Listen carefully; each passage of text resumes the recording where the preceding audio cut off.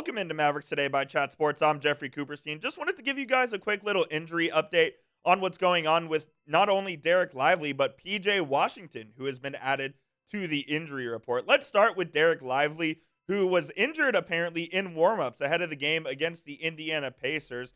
The Mavericks called it a right shoulder sprain, and now Lively, who missed last night's game against the Pacers, and he was clearly a big loss, and we'll get into that in just a moment, but he's also questionable for tomorrow's game against the Chicago Bulls. This kind of came out of nowhere as it seemed like Lively was healthy.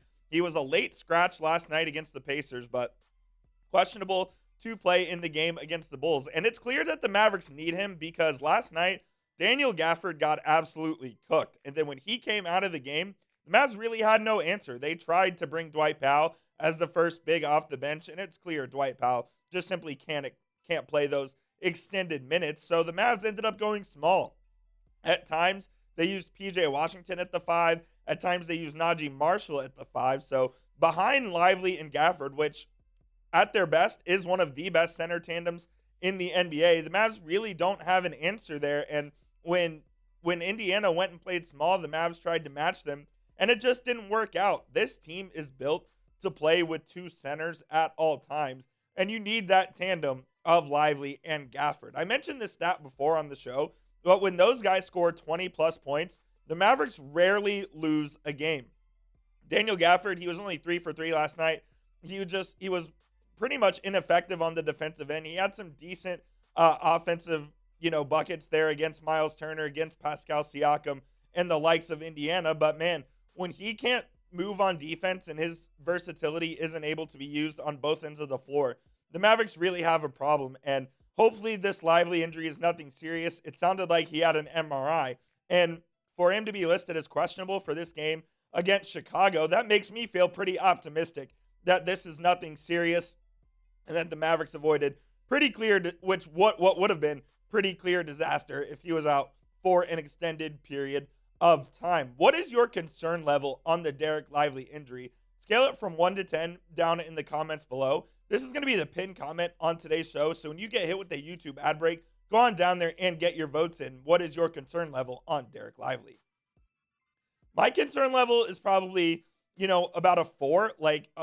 It's not a significant injury, so that's good, but if he misses even 1 or 2 games, I do have concerns about the Mavs' ability to both protect the rim, grab defensive rebounds, and have a rim runner on the other end of the floor as well. Lively is the glue. He's the energizer bunny that this team needs so badly. And without him, I really do have concerns about the Mavericks' depth in the front court because I like Gafford, but Gafford and Lively are just together make one of the best tandems in the NBA. Individually, they're not nearly as effective. You need them together. You need them playing close to all 48 minutes. And without Maxi Kleber as well, who's likely going to miss the game against Chicago, the Mavs are really thin at the big man spot right now. We'll get into PJ Washington here in just a moment, but I do need to tell you guys about our sponsor, which of course is PrizePicks. And PrizePicks is the best place to get real money sports action. Join over 10 million users and sign up today. PrizePicks invented the flex play, which means you can still cash out even if your lineup isn't perfect. You can double your money even if one of your picks doesn't hit. And PrizePicks put their members first, so withdrawals are fast, safe, and secure. And when I win, I get my money in as little as 15 minutes. And also, PrizePicks now offers Venmo for quick and easy withdrawals and deposits into your account this sports season. Sign up today and get $50 instantly when you play $5. You don't even need to win to receive that $50 bonus. It is guaranteed.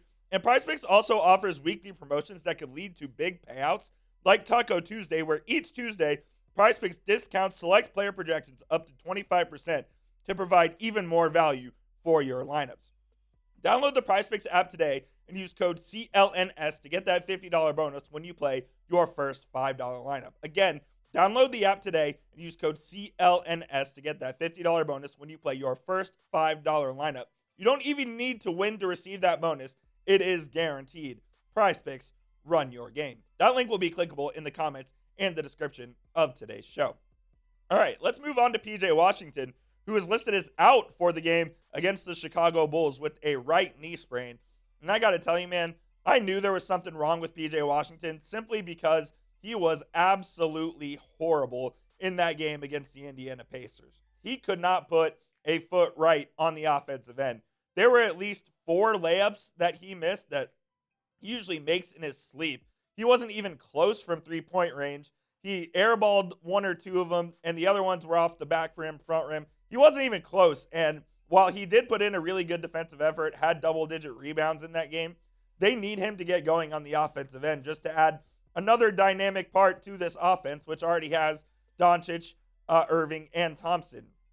They need to get Klay Thompson going more as well, but if Washington's going to shoot this poorly, the Mavericks offense is that much more limited simply because teams can just key on those 3 guys and they can leave Washington open. And then when Lively isn't in there and Gafford's not a threat, it's that much easier on the defense. They need Washington healthy, and they need him to get scoring the ball at a regular basis, sort of like he was at the end of last year when he was one of the most effective players on offense for the Mavericks. I'm not asking for PJ Washington to shoot 45% from 3. I know he's not going to do that, but what I do need from PJ is for him to shoot 35% from 3 and 45% from the field. That game against the Pacers was so frustrating because it felt like the Mavs' lack of effort on the defensive end was really prevalent. And even so, they still could have won the game if PJ just hit a couple of more bunnies. So he's out for the game against the Chicago Bulls. We'll see what happens here in the near future, but I have a little bit of concern with that as well because the Mavs haven't really gotten that much production from their wings. Now, Naji Marshall had his best game of the season against Indiana, so that's certainly promising, and Quentin Grimes was better as well. Wouldn't surprise me to see Naji slide into that starting lineup spot in the absence of PJ Washington, but it remains to be seen. Jason Kidd still has a couple of things to really figure out with this team, and we're 6 games into this. There's a lot of game to be played, or 7 games in. There's a lot of game left, and Kidd's still sort of figuring out exactly what he wants to do. Go ahead and type those 25s as well down in the comments to wish PJ Washington some love. Hopefully he has a speedy recovery from a knee sprain. You never want to mess with knee injuries, especially when you're a basketball player.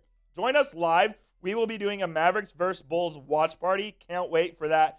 Our first 2 watch parties have been awesome. I've had a lot of fun chopping it up with you guys and talking about the game and everything like that. I'm a big Mavs fan. I know you guys are too, so hit that subscribe button. We'll see you tomorrow here on Mavericks Today for a live episode of Mavericks vs. Bulls, and let's go Mavs.